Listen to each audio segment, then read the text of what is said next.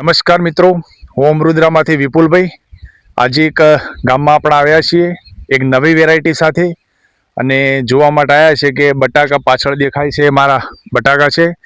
એમાં વેરાયટી કઈ છે, એમાં કેટલા દિવસ થયા અને કેવું રિઝલ્ટ છે, તો જાણીએ આપણે ખેડૂત ભાઈ સાથે મુલાકાત કરીને.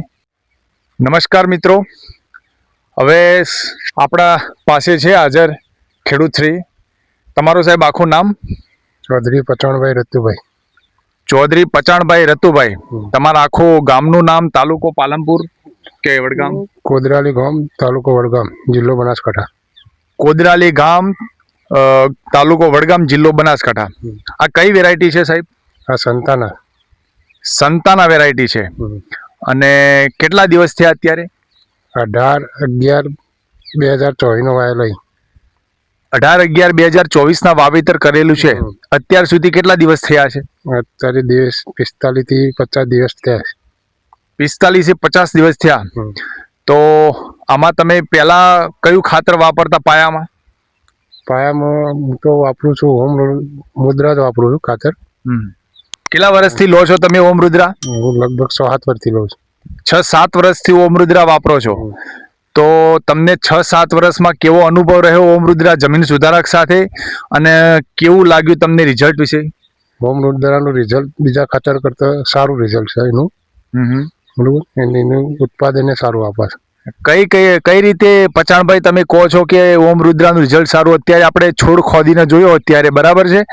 તો આપણે છોડના આપણે એનું જે ગાંઠો કેવરાય એ છે, ટ્યુમર કેવરાય છે, સાઈઝ બટાકાની, એ બધું જોયું તમે? બધું જોયું, બધું એ સારું છે. એની સાઈઝ સારી બની 50 દિવસમાં. બીજી વેરાયટી બીજા રકમ કરતા એની સાઈઝ સારી બની આ ખાતર નાખવાથી. સાઈઝ સારી બની છે.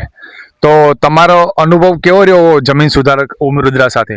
એ સારો છે ને?